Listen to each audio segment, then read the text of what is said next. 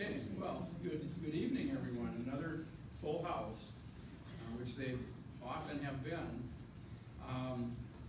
So as you see on the screen, we're going to talk about Highway 51 today. Now, I'm not doing an exhaustive history of Highway 51, not even an exhaustive history of Highway 51 in the Lakeland area, because that would probably take too long. We'll see how long this one runs. I don't run through these ahead of time. I mean, I know a lot of you have been at previous talks, and sometimes they've run too long. And I'm just guessing about how long they're going to take. And most of you know I don't stick to a script, and I just talk off the photos that are up on the screen, and sometimes they run too long. So we'll see what happens today. But I knew that I would not be able to do an exhaustive history of 51, but I think you'll still find it interesting. So I've talked in the past about the early history of Minocqua, how when Minocqua was established, there were no roads into the town.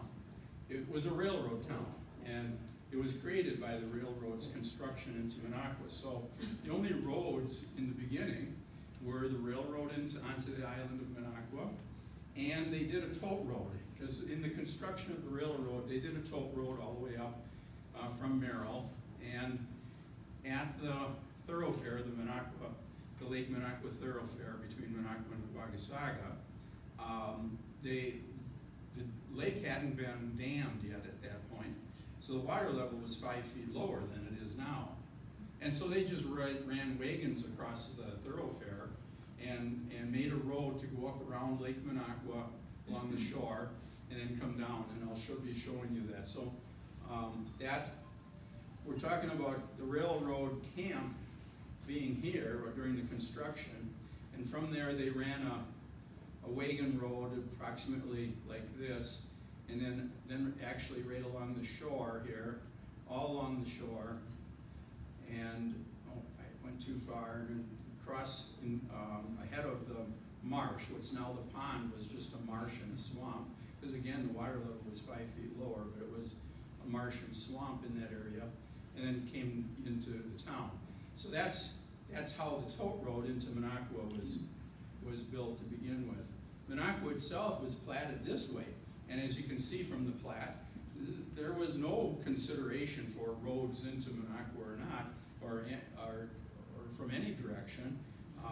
The railroad was into Minocqua, and the railroad was just fine with telling Minocqua people, if you wanted to go anywhere, get on our train and go. So initially that was the case.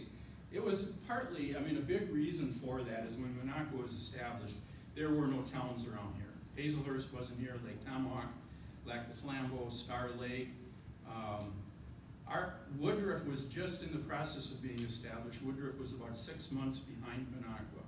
Woodruff was created by the Chicago and Northwestern, although back then it was the Milwaukee Lakeshore and Western Railroad that built the extension from Rhinelander through Woodruff. They were 6 months behind the Milwaukee Railroad, the Milwaukee Road, building into Minocqua. So the first roads, or the first road out of Minocqua, went up to Woodruff. Now this map, for some reason, does show the Chicago, Milwaukee, and St. Paul Railroad into Minocqua. It shows Woodruff, but it doesn't show the Milwaukee Lakeshore and Western Railroad that went through Woodruff and resulted in the creation of Woodruff. But it should be here along this route. So we see the only road out of Minocqua is this one coming on the land and around the lake and out to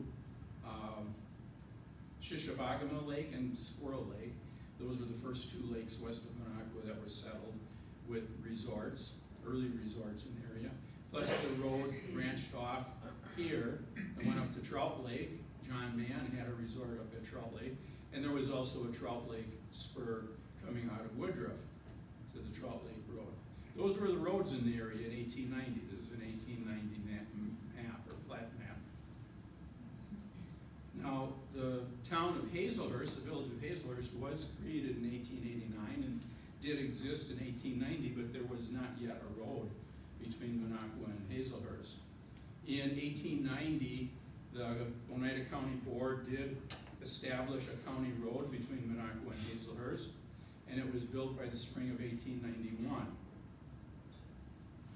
So in 1891, now this is a picture taken, it's one of the earliest pictures I have of Minocqua. We have very few early pictures. This one was taken in 1899, and so the bridge is there, but initially when the Hazelhurst Road was built from Minocqua Lake down to Hazelhurst, there was no bridge here, and the town of Minocqua ran a ferry. So they ran a ferry from this point to in front of the William Clausen homestead. The ferry ran from 6:30 a.m. to 6:30 p.m. It was a free ferry. There was a cable strung across the lake that the ferry used a windlass to propel itself back and forth across the lake. That, of course, was inconvenient, and so in the winter of 1892-93, the county and the town together, because this was a county road, they built a bridge. They had a bridge built. And this was a 700-foot bridge. It was built from the ferry landing on both shores, from the north to the south ferry landing. And it was all wood. And that was completed in April of 1893. This is a picture taken on that bridge. Looking south, this is the William Clausen homestead cabin, and this is the road to Hazelhurst. So this is bridge number 1 that was built across Lake Minocqua. The road to Hazelhurst probably looked like this. I do not know for sure that this photo was taken on that road, but it certainly could have been, and if not, it is a great illustration of what that road would have looked like.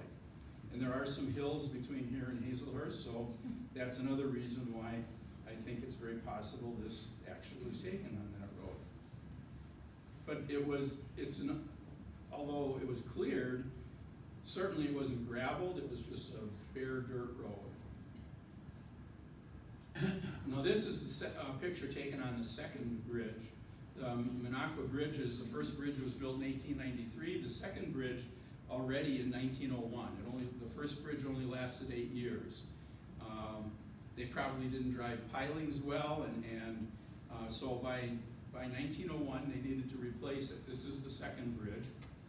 Interestingly, they used this span on both bridges, both bridge number 1 and bridge number 2. It was a combination post and beam and iron rods done to create kind of a truss arrangement with those beams.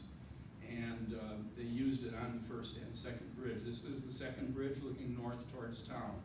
Now, and we know that because the high school is here, it was taken after 1907, or 1907 at the earliest. And I'm guessing it was probably 1908. This is the same bridge, just looking a little closer to town. So that's what the entrance to the island of Minocqua looked like. If you were coming from the south on what would later become Highway 51, and at this time was just what was called the Hazelhurst Road. That's what it would have looked like entering the island. Understand that in the early years, the road system was done totally as local roads. We had the road coming out of Minocqua headed north was called the Woodruff Road. That's the road you took if you wanted to go to Woodruff. The road going west across the top of the north side of Lake Minocqua heading west was called the Squirrel Lake Road. And the road heading south was the Hazelhurst Road. And likewise in Hazelhurst, the road headed up this way was called the Minocqua Road. Because you didn't travel a long way on those roads. Travel was either by horseback or wagon. That was not a fast way to travel and not a very comfortable way to travel. So anybody who wanted to go any distance was likely to take a train. And we had trains all over. I mean, people in Minocqua in the early years, if they were going to Eagle River, they would take a train, even though they had to take 2 trains to get there. Mm-hmm. So you know, they could go to Woodruff. They'd take a stage to Woodruff, get on the Woodruff train to Rhinelander, and then beyond Rhinelander to the north-south railroad that went through Minocqua and up to Eagle River. And that was the easier way for them to get to Eagle River compared to trying to go there by wagon or horse. So the Woodruff Road, as I pointed out on that map, left town and went up the isthmus, the land connection, the connection that the railroad would later take. But when the railroad was first built into Minocqua, it ended about here and didn't go any farther. But the wagon road to Woodruff did, and it cut across here on the north side of the pond, which by 1893 was a pond. The dam, Minocqua Dam, was built in 1889. It took a few years to fill the lake. Maybe by 1891 it was up to its dammed level, and then this became a pond rather than a marsh and a swamp. But then the Woodruff Road went right along the lake. At this point, it didn't go along the lake. It cut across and then continued along the lake, and at this point, it headed north, and that would be what's now Lakeview Drive. It would be the road that's behind Paul Bunyan. That was the original road. That's where the original road to Woodruff went. Now, because they were tired of going around the pond, plus the railroad by 1897 was also going around, because in 1893 they extended the railroad to Arborvita, and in 1894 to Star Lake. So it was quite crowded on that narrow strip of land, and so they built a bridge across the pond. This is the pond. There was a bridge on what is now a fill, or in the location of the fill. So this was the bridge that was built in 1897. That was, again, part of the Woodruff Road, future Highway 51. So view across that bridge. Now, in 1908, they created a fill across this area. They decided to do that rather than constantly having to maintain the bridge across there, since this was fairly shallow. So it was feasible to do a fill. It never was going to be feasible to do a fill across Lake Minocqua on the Hazelhurst Road, but this was shallow, and so they created a fill in 1908. So this picture is about 1910.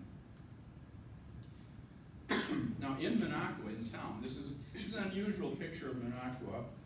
I've shown it before. You don't see this one very often. I was really happy to find this in my research. So this is Front Street. Oneida Street starts right here and heads to the left. The railroad depot is here. So we're looking west down Front Street. So the road through town, coming from the south and then heading north, came up Oneida Street, made a left turn onto Front Street, came all the way down to the end of Front Street, and at this time in 1907, this was the end of Front Street. You can see it's kind of going downhill here. To the left of the camera here, and behind the camera, it was swampy. So they didn't even, although Front Street was on the Platte, beyond there to Menominee, it wasn't built until about 1920, because that was just swamp. So anyway, it made a left turn here, and you can see in front here the Woodruff Road. Now, I don't think it was very long after this picture was taken that I think they shortcut this curve and went like that. Instead of coming down here and making the sharp curve, I think they shortcutted it. So just north of there, going towards the bridge and towards the fill, there was an S-curve. It wasn't a straight shot like it is now. So there was an S-curve here to get on the bridge. And here you see the beginning of the fill, and those are the willow trees. So those were planted in 1910. So I'm guessing this is maybe 1912, 1913, maybe more likely to be 1913. I showed this one before the previous slide, which was 1920, because this one is our first view with automobiles. The first view I'm showing with automobiles. And I wanted to talk about the first automobiles up here. The first automobile to appear in Minocqua was in 1903, in August of 1903. And it was a Cadillac, and it was driven up by F.M. Hedgeland. And I don't know his first name, he was always referred to as F.M. Hedgeland. And he lived in Ohio, but he took Cadillac, said that they'd pay him $5,000 if he could drive his vehicle from Chicago to Minocqua in less than 10 days. Because Cadillac, or all auto manufacturers, were trying to promote use of motor vehicles for travel. And so he took on that bet and drove from Chicago, and it took him 5.5 days. So he did win the prize. He got up here in 5.5 days. That was an average of about 68 miles a day that he was able to cover. Now the difficulty was that they were all local roads. I mean, we had no long distance throughways.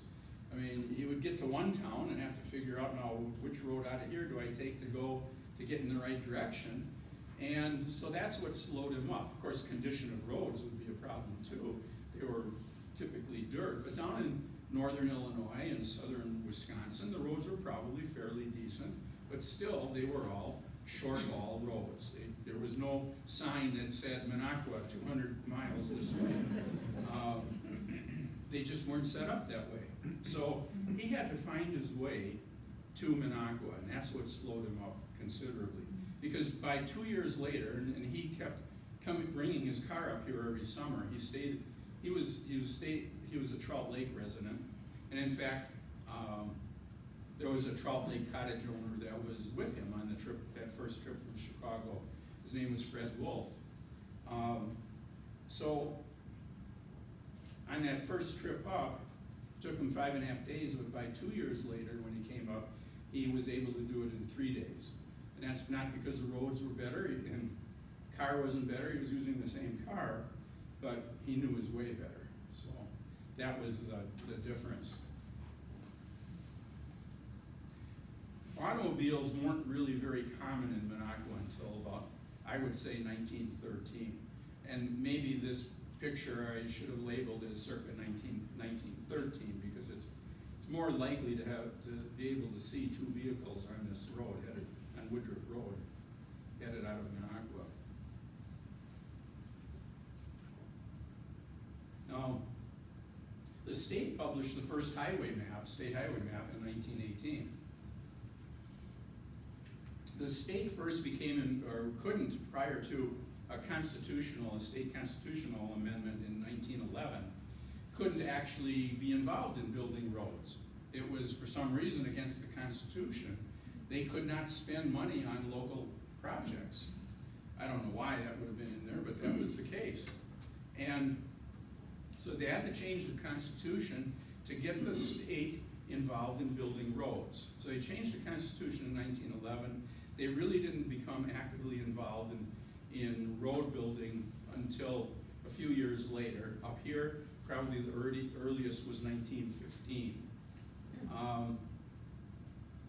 Because we had state road construction between Minocqua and Woodruff, the stretch of road which was a very busy road between Minocqua and Woodruff, the Woodruff Road, and it was still called that in 1915, but the state paid money to improve it. They gravelled it and used a roller, a steamroller on it to create a better road.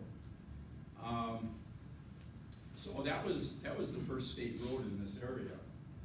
Now, in 1918, the State Highway Commission was created, and a statewide a system of numbered highways was created. And Wisconsin was the earliest state in the country to do that. And that's when they numbered the highway that started in Beloit and ran through Madison, Portage, Stevens Point, Wausau, Tomahawk, Minocqua, Mercer, and Hurley, was designated as State Highway 10. The first automobile owned by a Minocqua resident was owned by Arthur Fuller, and he bought it in April 1905. So here's coming off the crossing, the Minocqua Lake crossing, Frank Rogers farmhouse. So this is the road, the Woodruff Road. I figure this is probably about 1907. This is actually, this is on the bridge, so it's actually before the fill was created. So this is the road along the lake that would become Highway 51. Wagon and a couple pedestrians there. You can see them a little better here, zoom in. But as you can see, the road was built right along the lake shore. This is a little later, figure around 1912. So what we're looking at to the right, if we were standing in this spot today, to the right would be the Verizon store. And here, if you moved up a little more to your right would be the Save More parking lot.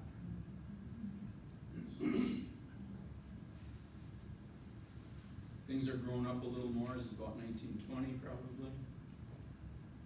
And if we turned around, we'd be at this spot, we'd be in the parking lot or in the front of the Verizon store looking south. There's the fill and the willow trees that were planted in 1910. And I'm guessing that this is perhaps 1918, what the road looked like. So by 1918, there were cars coming up here. I mean, there were people traveling up here on Highway 10, and that's what their highway would have looked like. It's pretty narrow. You could hardly fit two cars beside each other. This is probably around 1920, so now the fill with the willow trees is back here. And so you're coming around the lake, and this is behind us would be that point that, I'm trying to remember the name of the people who in more recent years owned the residence. Branham owned a residence there. Ivan Branham owned a residence there. He was, I believe, married to Bill Nelson's sister. So that's what the highway would have looked like in 1920. Certainly by 1920, there was a lot of motor vehicle traffic. Now this is coming around the lake. We're looking across Lake Minocqua. To the right here is the island, and straight across is the town here, and off to the left would be the Willow Tree crossing. So this, initially, in the early years, the road to Squirrel Lake branched off right along the lake, not where old Highway 70 is now. So it went right along the lake shore. And this sign is for the Hanson Resort on Squirrel Lake. And I'm guessing this photo was probably about 1910. One of the reasons I'm guessing that is it's a little hard to tell because the roads would have looked the same for quite a few years there. And Hanson owned this resort from 1903 to about 1929. So, I mean, there's a broad span of time that Hanson owned that resort. But I'm looking at these tall trees that are standing in the railroad depot ground. And those didn't exist very long. They were taken down, and so I think that this is probably an early photo, 1910. Now, if we back up on that road a little to the north, to the left here is the Daigle. He had a campground along the lake to the southeast of this, but he had a tavern, well, it was a soft drink parlor, and a restaurant and a gas station. It was a Daigle resort. He also rented cabins. And so we're looking south on what at this time was still Highway 10 towards the lake. This was a very dangerous curve. So behind us, the highway, the road, was nice and straight.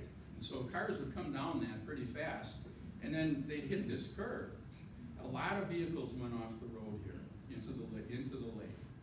Few people got killed. They drowned, the car overturned, and they couldn't get out. But there were a lot of cars that went into the lake, trying to get around this curve. is one of the problems too is they weren't riding on pavement, so they're riding on loose dirt, on sand, and so, you know, they're trying to make that curve and the skid in the sand and end up turning over into the lake. Travel wasn't easy, it wasn't nice in those days. This is a little farther north on that road.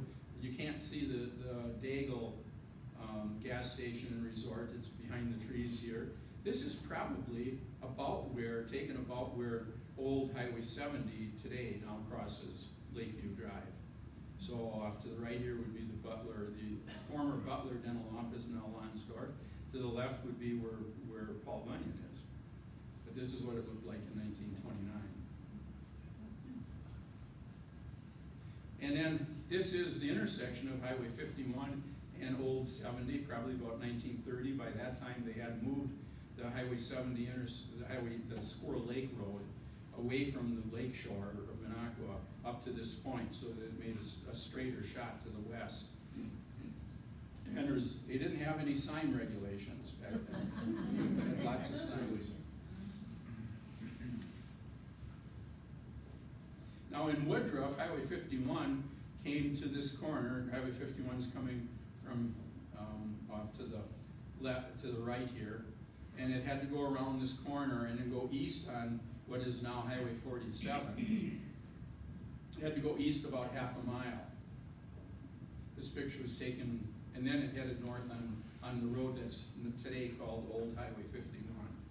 On the other side would be just beyond the hardware store, just behind A's Hardware.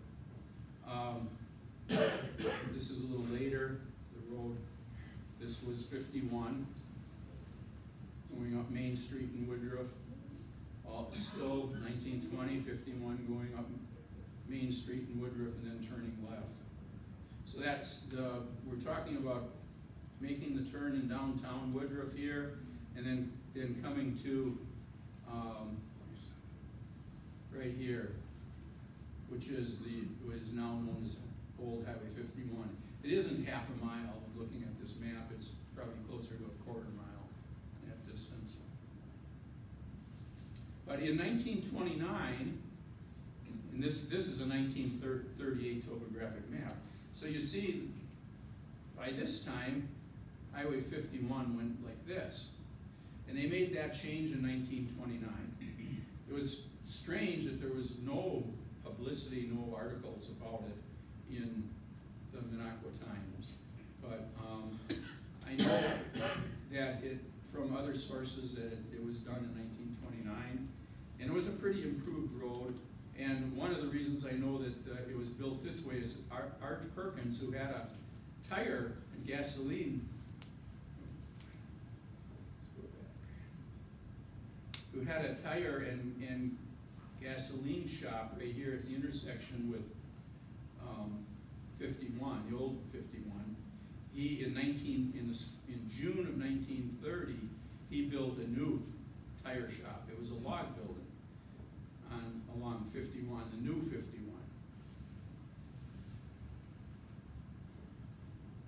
So this is a picture in downtown Woodruff where we've got 51 going across in front of us, and then 47 that way.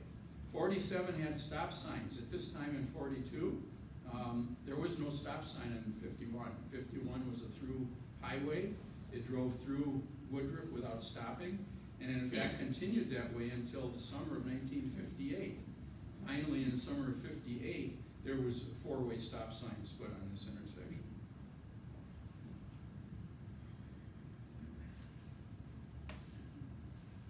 Now this is a picture that's labeled as Highway 10 near Minocqua. And it definitely wouldn't be south of Minocqua. The road south of Minocqua would have looked more like that road with the wagon that was being towed or drawn by two horses. And this would be north of County M, the County M turnoff. And they would have still, on a postcard, they would have said near Minocqua. Minocqua was a well-known place back then, and so they were labeled the postcard that way. Even though it's quite a bit north of Minocqua. I'm guessing it may be up around the Trout Lake area or beyond is what this looked like. Now, as you can see, the road was very unimproved. The reason I am dating it around 1920 is because they identify this as Highway 10. Well, this road north didn't become Highway 10 until 1918, and then in 1927 it was designated as Highway 51. So this photo had to have been taken between 1918 and 1927, and I'm guessing 1920. So this was just a pure dirt road, a two-track. They would become they would get to be in bad shape in the spring, very rutted. And let's stay on that one. In 1931, Bert Bassett told the story that around 1915, Fred Wolf, who had a cottage on Trout Lake, and owned a motor vehicle by then, because as I mentioned, he was one of the guys who rode up with Hedgeland in the very first vehicle that even come to Minocqua. So he was interested in them. He had a car, and Dr. Torpy had a car by then. And Torpy was headed north on this road, and it was in the spring, and Wolf was headed south, and they were both in deep ruts in the road. The road was in really poor shape.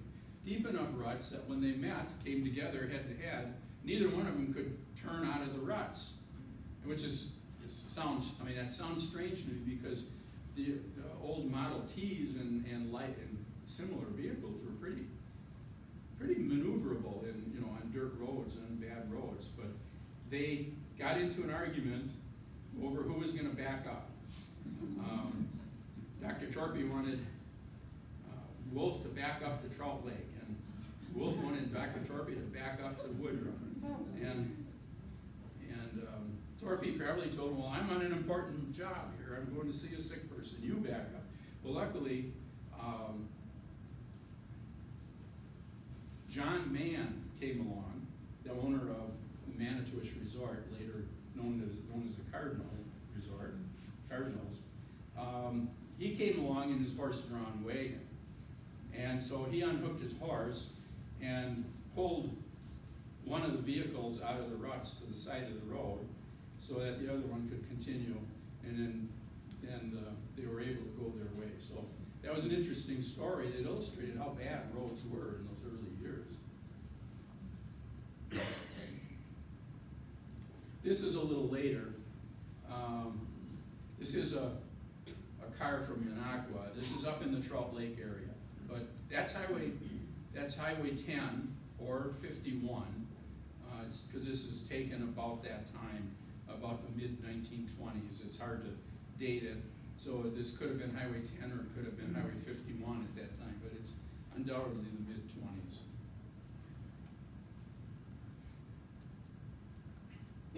So I said the first state road map came out, state highway map came out in 1918. This is a scan of the part of that highway map in the Minocqua area. So from Tomahawk up to Arborvita. And the black lines are the railroads.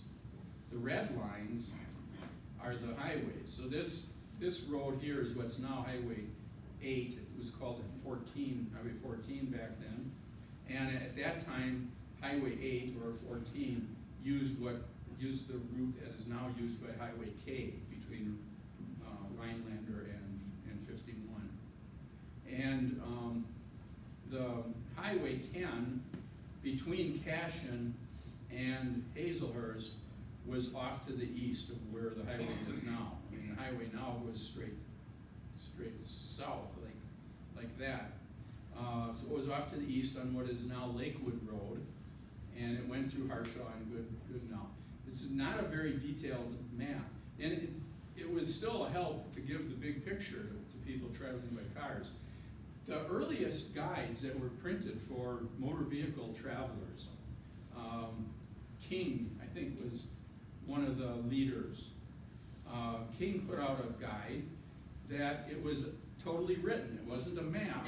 So if you were on this road and you wanted to go, it told you where you had to turn to get to the next town, and it would identify, go 2.3 miles, and then turn left at the yellow house. and then go another 6.0 miles and then turn right at the white church. And that was a printed guide for motor vehicle travelers. So this is the 1924 state highway map. Again, very, relatively crude compared to how the maps are done now. On this map, there are no paved roads. These dotted roads are all just gravel roads. Highway 70 going west from Minocqua isn't even graveled. It's just dirt.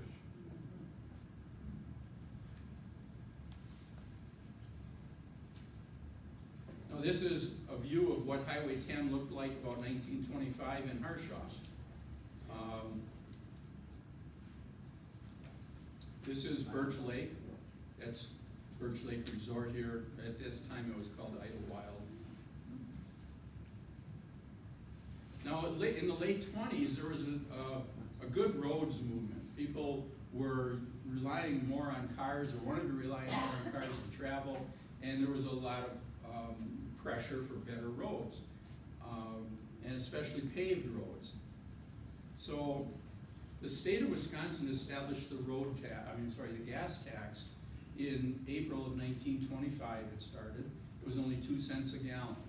And back then, the state distributed all that money to the counties, primarily to counties, some to the towns, but primarily to counties, because it was left up to the counties to build roads. The state wasn't very active yet in building roads. That happened more after the federal highway system was established in 1927, when federal money started coming too. But it was up to the counties, left up to the counties to build roads, and that created a kind of a disorganized hodgepodge because there was no central planning. And I'm going to back up here. So there was no central planning. It depended on what money the county had and who pressured who to improve this road, whether it was going to be a rock gravel road or concrete. In those early years, they didn't use. They wanted concrete roads, but then, people had to, like Minocqua in about 1930, had to settle for, or 32, had to settle for a asphalt road between Minocqua and Woodruff, because if they were going to wait for concrete, they were going to have to wait another 4 years. So in 1932, this is the state highway map. They're getting a little better now. This still shows in this entire region, the only pavement was a 2-mile stretch from Minocqua to the intersection with Highway 70 East. And that was asphalt. And that was done in 32. Everything else shown on here is gravel. This is a broader view, so you can see where pavement did end. And coming up 51, pavement ended at Tomahawk. Coming up Highway 13, it ended at Phillips. And coming up Highway 45, which was at that time called 26, it ended at Pelican Lake. Plus there was a paved stretch between Three Lakes and Eagle River. But otherwise, it was down, along this line where you entered gravel roads.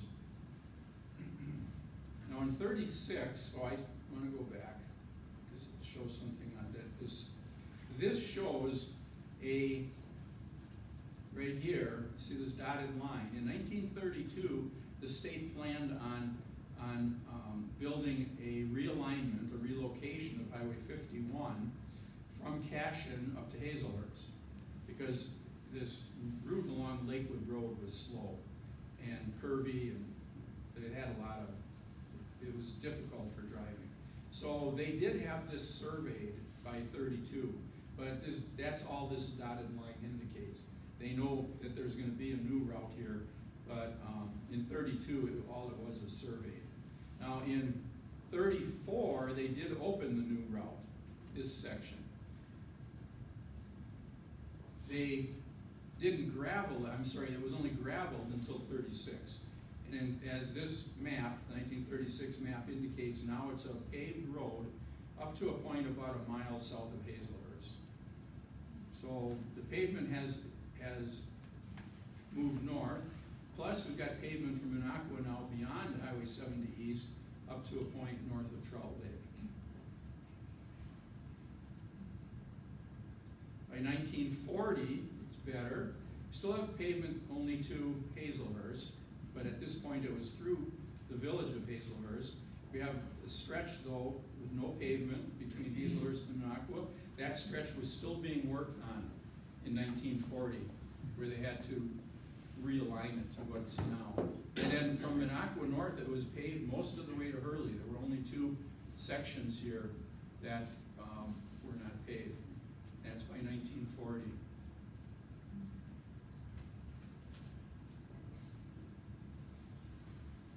Now by 42, the section between Hazelhurst and Woodruff was finished. They had relocated it the way, and it ran the way it does today, and paved it. The paving actually went on by the end of 40. There was no paving being done up here once the World War II started. In fact, it held up the expansion of Highway 47 from Rhinelander to Woodruff. They got up to this point, up to the Clear Lake Road, and couldn't finish the road into Woodruff. And so they had to continue to go off Clear Lake and past the fish hatchery and onto what's now J. That's the way Highway 47 used to enter. This topographic map from 38 shows that last stretch of highway between Hazelhurst down here. The last stretch was actually the last stretch to be paved and straightened was between Blue Lake Road and just south of Minocqua. And so it still ran on the road that went to Camp Minocqua. I think it's called Poplar Drive now. And then it ran on the road that goes past where the ice arena is now. Now, as of 38, they apparently had this road almost done, but I know this was not paved until 40. They waited until they had this whole stretch straightened out on the alignment that they wanted, and then they paved it. So there were bottlenecks down at Lake Catherine. Some of these I've talked about, and you've seen some of these photos in my Hazelhurst presentation, but they're very pertinent to this. So this is looking south towards the Lake Catherine Bridge, actually southeast is the direction we're looking. About 1908, this is the highway, and this is a wooden bridge. We're looking southeast. Now, there was hardly any highway between Hazelhurst and Harshaw at this time. It was in 1915, finally, that the state, besides working on the stretch between Minocqua and Woodruff, worked on this gap in the road system that went from south of Hazelhurst down to Harshaw. And they actually had to build the highway. And that was done with state funds in 1915. So this road that's going south from Hazelhurst was used primarily, you couldn't go to Harshaw on it, or Tomahawk. It was used primarily to go to Lake Tomahawk, McNaughton, and Rhinelander. This is a picture on the bridge. That wooden bridge existed there from 1890 to 1923. So while this became Highway 10 in 1918, this is the bridge that Highway 10 ran on. This is a picture of that bridge from the other side, from the south side, looking northwest. And by this time it was Highway 10, because there's a Highway 10 marker painted on that post. And the sign above it says, "Do not pass cars on the bridge." So, if a car was coming towards you, you waited at the end of the bridge, because it was kind of narrow. And I made this joke in the Hazelhurst talk. It should also have said, do not lean on the bridge. Because, I mean, on the railings. Do not lean on the railings, because we've got one railing coming off. It's disconnected here. The bridge was pretty rickety by the time of this picture, which was probably done about 1920. In 1923, a new bridge was built there, and this is taken from the same spot as the previous picture, and looking northwest. Also, still about 1930. They made it surprisingly narrow for a new bridge, but so this was Highway 51 in 1930. And we're looking northwest towards Hazelhurst, so that would be our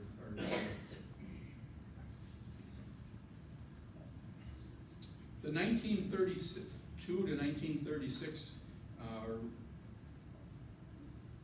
repositioning of Highway 51 from Cashin up to Hazelhurst ended here. That's as far as they went up to 1936. This road is county-wide, and it's the county-wide that we have today. So this road was county-wide, and it intersected with Highway 51. Sometimes when I want to draw a line, I get the next slide instead. So it intersected with Highway 51 right here. That's South Shore Drive today, but that's the way Highway 51 went until this new road was completed in 36. So in 36, Highway 51 came up to here, and then it followed the County Trunk Y road and across the Lake Catherine. Right here you can see they're starting to build to go under the railroad. This is what is now the Bearskin Trail. It's where the famous bridge was that's now at the high school. They were, well, it wasn't an iron bridge then. Initially they did a wooden bridge, but they were working on this in 1937 to connect the road through here and to go under the railroad. And by September 25 of 1938, when this aerial photo was taken, it was completed. The road went underneath the railroad there. And they also had a new bridge. This is the 38 bridge now.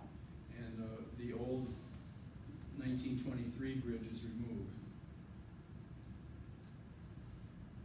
So that's the new bridge done in 38. We're looking north up the hill towards Hazelhurst. Now in Hazelhurst, Highway 51 ran through town like this. On the side streets, and this is where the old Hazelhurst Town Hall was. And then like that, where up here it met what is now the route for Highway 51. This is the Hazelhurst School. So that's how Highway 51 went through Hazelhurst until 1938. Kind of a tedious drive. This is a picture taken about 1920 on Highway 10 in Hazelhurst, looking south. This is about 1925. This is the hill that on the top over to the right. On the west side is where Wiener Concrete is, and on the east side is where Whitman's Bar is, on the top of that hill.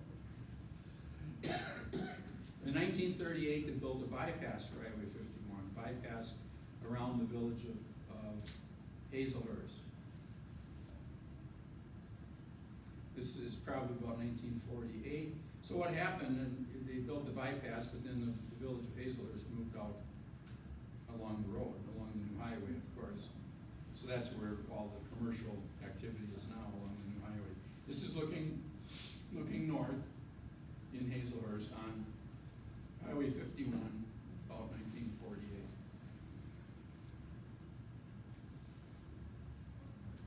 So that's how many bridges we've had.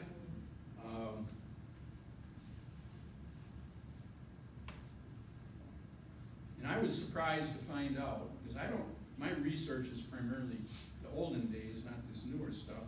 I thought the last bridge, the current bridge that we have across Lake Minocqua was built around 2000. But found out today that it was built in 1993. So I know from my pictures that I know that they split the traffic in the downtown area of Minocqua. They split it in 1996, where the northbound split from the southbound.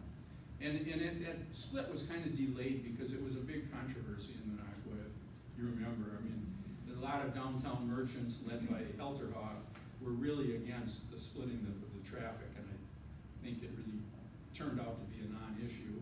But they made it an issue, and so it was delayed. So even though the bridge was built in '93, what we lived with for a while was that you came across this 4-lane bridge, and then they had to merge traffic onto the 2-lane Oneida Street. I don't remember that. You know, you just forget those things. But that's what had to happen because there was a 3-year gap between the construction of the 4-lane bridge and the division of traffic in Minocqua. So, to review the bridges, again, this is the bridge number 1 looking south. This is bridge number 2. Bridge number 1 had entered right here and attached right there, but Clausen didn't want the bridge right in his front yard in the road. So when they built bridge number 2 in 1901, they moved it over.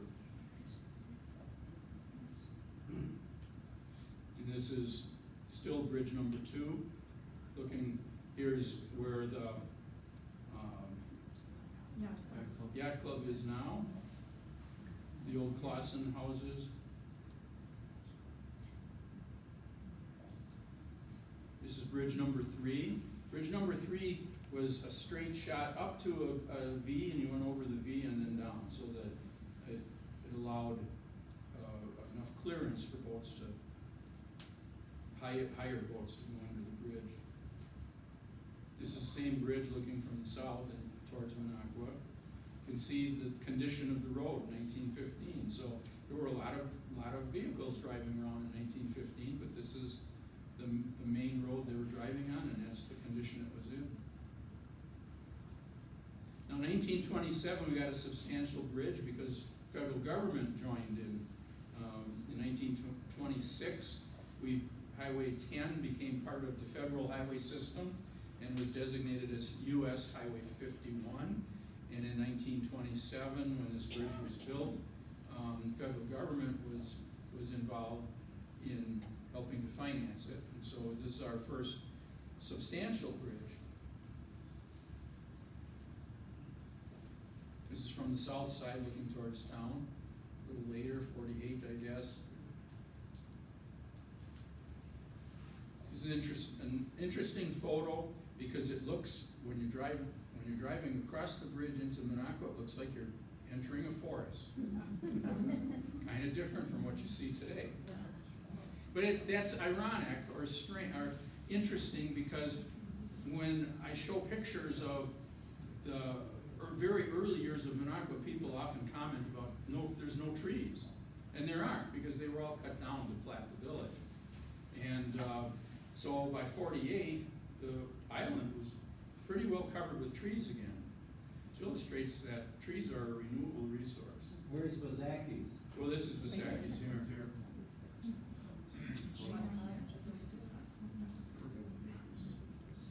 But today, we've again cut down all the trees. If you took this view today, you wouldn't see trees on it.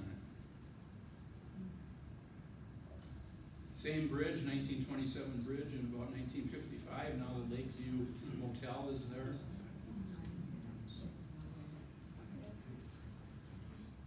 Nice aerial view of it. Shows you how much of an S-curve there was here, entering the island. You entered the island, here's the Lakeview Resort and the Sakis, and there was an S-curve like this. There's the little Minocqua cabins, little Minocqua Resort. And this building was part of it. They had a restaurant in that building. Now, bridge number 5, the one before the one we have now, which straightened out Oneida Street, was built in '65. So here's an aerial photograph showing the start of that construction. So this is the new bridge, and here's the old, and with the S-curve. So the new bridge is going to straighten out the shot coming down Oneida Street on a straight line. The 2 cottages that were here the McGonigal Cottage and the McCarthy Cottage, or McCarty, depends on who's pronouncing it. Those cottages had been in this spot on the south point of the island since the 1890s, early 1890s, but they were taken down to expand, build a new bridge. And this part of the bridge is what became the fishing bridge, the fishing pier.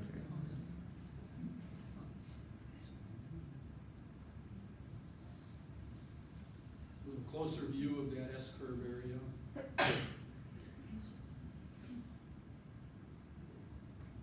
Here's a view north from the S-curve up Oneida Street, and at this time, in 1965, Highway 51 still turned east on Front Street. Went down Front Street like it did back in that 1907 photo that I showed earlier. Now I just found these photos recently to copy. This shows the completed 1965 bridge that is now running traffic, and the old bridge is still there.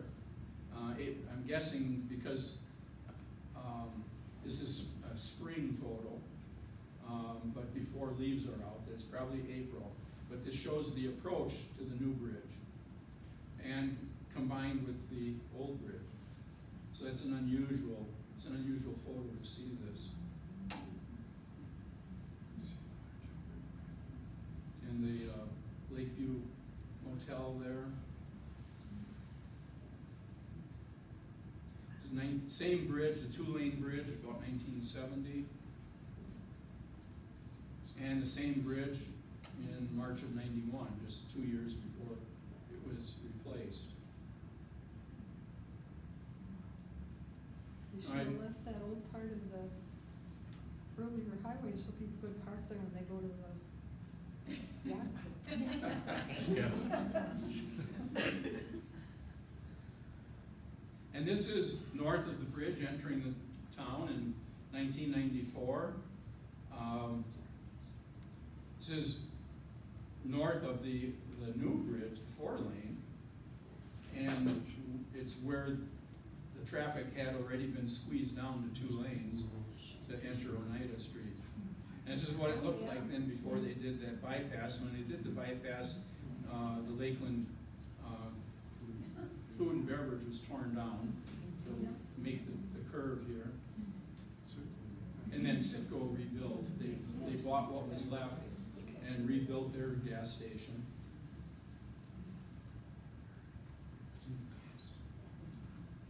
Going back, this shows an overview. 68, the highway is still going down Front Street. But here in 1990, you can see that now in about 1972, after the railroad shut down, then Highway 51 was extended through the railroad depot grounds and along Torby Park, the way it goes now. But this is again before they split the north and southbound traffic in the island. And notice, I haven't showed anything about the removal of the willow trees. And that's because, amazingly, I have never found a picture of them cutting down these willow trees. That was done in June of 1950. You'd think that people would have, because this was almost like a shrine in Minocqua. Nobody took pictures of it, not even the newspaper. There were no photos of this that appeared in the Lakeland Times. It was done in June of 1950. They cut these down so they could widen. Well, initially they didn't widen it, but it wasn't 4 lanes. So those willow trees were planted in June of 1910. They were cut down by the DOT in June of 1950. They needed to widen the road a bit. And you can see why. I mean, can you imagine trying to fit today's traffic down that road? I mean, on Labor Day, the traffic would be backed up to County End on 51. I mean, it would be terrible. And so we lost trees. I'm ending with one last interesting nostalgic picture. This is Highway 51 looking south. These are the two cottages that were torn down in 1965 to extend this road straight ahead across the lake on the new bridge. So this picture shows about 1931. We had a bandstand right along Highway 51. And to the right and behind the photographer would be Bisacki's. And so the band played music in that bandstand every Thursday evening through the 30s. And a lot of people attended. They would park along the road, this would be all parked up. They'd sit here, they'd sit in their cars. They'd park in their cars if they could park close enough. They just stayed in their cars and listened to the music. So that's the end. That's the last nostalgic picture that I have of 51.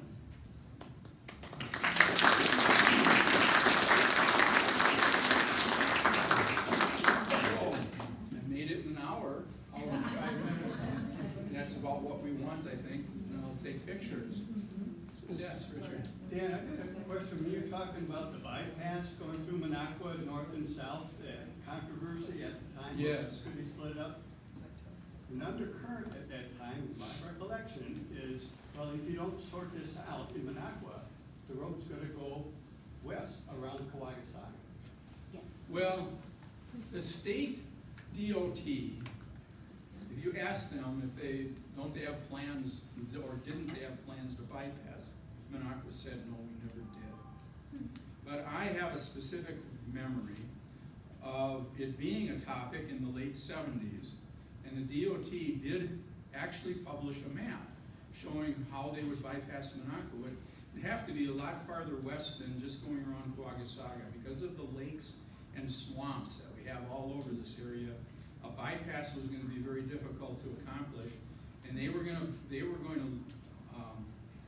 branch off to the west, south of Hazelhurst, actually south of Yawkey Lake, and branch off right around there and head northwest, probably right behind where we live, where I live right now on the west end of Yawkey Lake, probably right past there and then angling up, and it was going to cross Highway 70 right around where Mama's Supper Club was. Wow. And I have a distinct recollection of that map because I was particularly interested in it for two reasons. We lived out there at that time on the Tomahawk River, just about a mile from Mama's, and I was glad to see they weren't going to run the road right past our house. But it also went right through my prime deer hunting area. I used to hunt in the Sutton Road area in those days, and it was going to run right up the Sutton Road corridor, which if they were to try to do that now, that's all developed out there now. Back then, it was all forest land, and they could have done this so easily back then, and they didn't. But then these days, they claim, no, we never had a plan to do that. So I've got to find that map that was published in the Lakeland Times, because they definitely did. Yes? A little off topic, but I noticed in many of the highway maps, the lake names, particularly around McNaughton, don't seem to match what I understand. Yeah. Can you explain that? No, lake names are pretty fluid. I mean, Greta and I are constantly arguing over what the proper spelling of Lake Catherine should be, because she says that it was spelled with a C a lot in early years and spelled Catherine, and I haven't seen that too often, but since we've started our discussion about that, I have come across more examples of the use of the C. So yeah, that's an example of it. The lake names do change. The one that I in particular am interested in, I live on Black Lake Road, which was Two Sisters, but on your 1924 map, it's Two Sisters, and my understanding, Black Lake didn't change to Two Sisters until the 60s. Still later than that? Yeah. Yeah, So I don't get it now. I'm That's confused. interesting, right? Yeah. Yes. Who were the people taking the photographs? Were they official people recording, progress of construction, or were they just citizens who happened to? The photographs that I've Yeah, been showing? this type of. Well, some of them are from postcards taken by professional photographers for postcards to sell to people. Some of them were private. And this one, and that's up there on the screen right now, that's from a postcard. Probably most of the pictures I showed were from postcards. Where do you Yes. find those postcards? Oh, well, there we have some postcard collectors in the area that give me access to their collection to scan photos. Yes, Jerry? So I'm curious on the early roads, who built them? I mean, The before them- towns, the early ones, were just by the towns. Okay, so. Although the main roads, like I said, the road between Minocqua and Hazelhurst was established as a county road in 1890. 1890s? Yeah, 1890. Okay, so did they have they hired people, or? Yeah, they did. Because The I- county hired a crew to work on that road. And it wasn't completed till the spring of 1891. So between Minocqua and Hazelhurst, so that road went through when? Well, it was completed by the spring of 1891. But going west from Minocqua, that wasn't a county road, that was a town road, Squirrel Lake Road, going out to Squirrel Right. Lake. So Minocqua did that. Okay, I'm having a hard time finding out what I'm looking for there. Yeah, I doubt that you'll find any documentation of it. Yeah. Any other questions? Oh, there are some. Well, just, on the lake names. Yeah. I remember discussion, some of those maps show, Bolger Lake as Bogler Lake. That. And there was discussion about that Darwin and Bolger didn't get The along. Darwin, And going Darwin was back the math to man, the yeah. early years of Minocqua, there were two feuding factions, political factions. Darwin on one side and the Bolgers on the other. And they were really hostile to each other. And when Darwin got into map making, the story is that he intentionally misspelled the Bolger Lake to Bogler Lake. And that's how he saw it.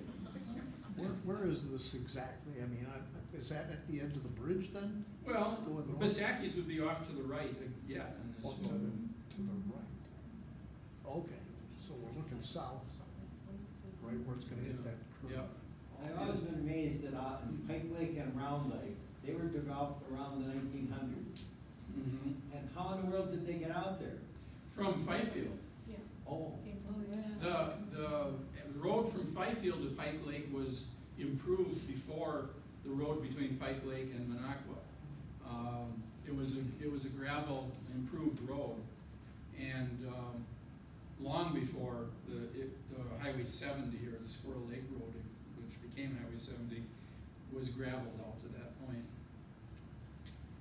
Yes. Are there any sources that talk about when each of the lakes was populated? So if you wanted to find out the first time that someone was on Squirrel or someone was on, you name it, trout. The best source would be what I have in my, because the only records of that, I mean, you could look for real estate transactions about when property transactions were done on each lake. That'd be a good starting point. But you don't know when they actually built there. And so I have in my research, I have all the text from the Minocqua Times from 1891 on, and they had just a multitude of notes. The Minocqua Times back then, and typical newspapers back then, the local items were just a short note. And they would say that so-and-so is working on his cottage on Shishibagama Lake. And things like that. So that's how you can pick them up too. But takes quite an exhaustive search. Does the audience know here that we have a Minocqua Historical Museum? Just, what is it, right, one block east of the Thirsty Whale? And a lot of these maps that you've shown, we have replicas of in the museum. Tomorrow They came when I from stay- me. Right, I believe it because you and Greta have worked a lot and I'm sure that you've helped them this is just my first summer there, but has a wealth of knowledge with a lot of questions that you've asked. They don't have everything, but they have a wealth, and people have worked hard there and volunteered. I can't believe all that they put together there. And it's a cool starting spot if you haven't seen it, and our last day open for this year is tomorrow. So you have to rush over. Next June, so it'll be a big rush tomorrow. Thanks for the publicity about the Minocqua Museum. I failed to do that when I'm giving these talks. Any other questions? What are your hours? For the museum, tomorrow it will be 10 from to 10 4. until 10 to 4. 4. 10 to 4. And we can always use docents who want to Yes. volunteer. Yeah. Next summer, if you want to be there for a couple of hours and talk to The people, you'll board learn from them. Right, board member For who's free. in charge of signing up docents has a hard job. And she seems to get us staffed every year, but we're always looking for people interested in working at the museum. Okay? No other questions? Thank you.